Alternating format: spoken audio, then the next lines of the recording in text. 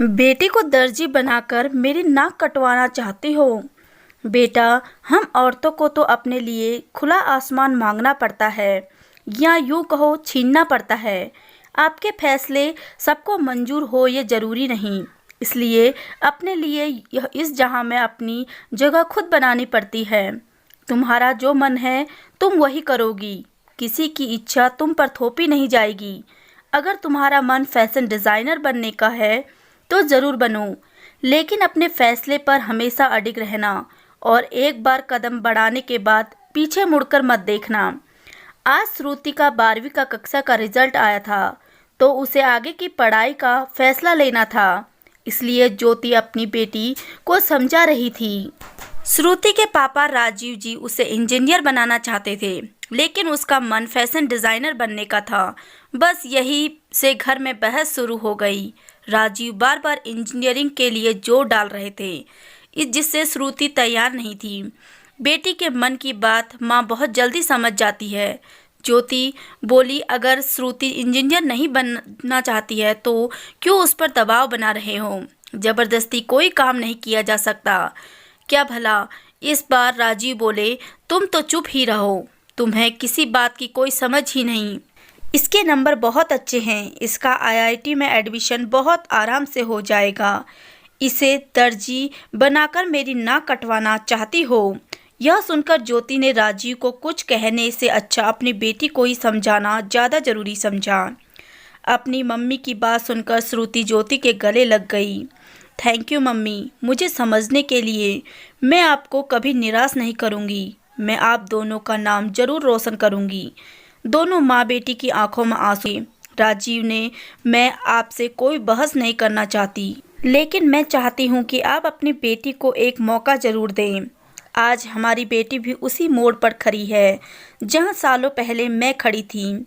मैं भी पढ़ लिख कर बैंक की नौकरी करना चाहती थी, लेकिन पहले मेरे दादा दादी ने और फिर शादी के बाद सास ससुर ने मुझे नौकरी नहीं करने दी। ये कहकर मुझे चुप करा दिया कि औरतें घर को संभालती हुई ही अच्छी लगती हैं। यही एक आदर्श बहू की पहचान है। तुम भी बहुत चाहते थे कि मैं नौकरी करूं, लेकिन अपने मम्मी पापा के आगे तुम भी कुछ नहीं बोल सके। आज मैं तुम्हें अनपढ़ गंवार लगती हूँ, क्योंकि मैं नौकरी नहीं करती, आम औरतों की तरह घर संभालती हूँ। राजीव, मैं चाहती हूँ जब एक लड़की के सपने टूटते हैं तो सपनों के साथ उसका दिल भी टूट जाता है। जब उसके पंख काटे जाते हैं तो उसकी आत्मा भी उसके शरीर से जुदा हो जाती है। माना तुम अपनी बेटी को बहुत ऊंचा देखना चाहते हो, लेकिन राजीव सोचिए, मुकाम तो तभी हासिल होता है जब उन्हें हासिल करने का जुनून होता है। अगर जुनून ही नहीं होगा तो मुकाम कैसे हासिल होगा? उन दोनों को भावुक हुआ देख राजीव भी कुछ नहीं बोले और श्रुति को फैशन डिज़ाइनर में एडमिशन दिलवा दिया। आज श्रुति एक सफल फैशन डिज़ाइनर है। ड्रेस डिज़ाइनिंग की दुनिया में उसका नाम बहुत बड़ा है। बड़े बड़े सेलिब्रिटी है और वीआईपी लोगों के कपड़े डिज़ाइन करती है। आज वो खुद एक वीआईपी बन गई हैं। जहाँ जाती है रिश्तेदार और अनजान लोग भी उसके आगे पीछे घूमते हैं। आज श्रुति घर आ रही थी। उसके वेलकम के लिए राजीव ने एक पार्टी रखी थी। जैसे ही श्रुति पार्टी हॉल में पहुंची, सबने तालियां बजाकर उसका स्वागत किया। लोग उसके आगे पीछे घूम रहे थे। अरे श्रुति, तू तो इधर बैठ, मेरे पास है। मुझे ये बता कि अमिताभ बच्चन देखने में कैसा लगता है? सुना है उसके साथ काम करने वालों के बहुत हेल्प करता है।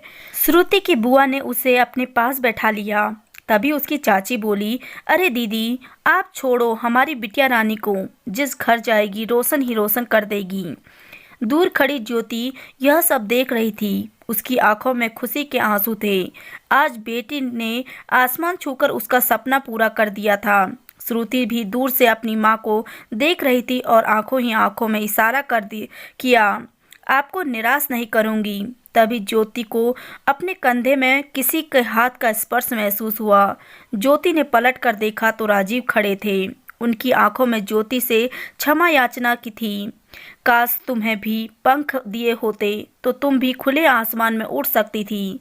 ज्योति ने भी आंखों में जवाब दिया, हमारी बिटिया को पंख और खुला आसमान देकर तुमने मेरे सपने पूरे कर दिए हैं।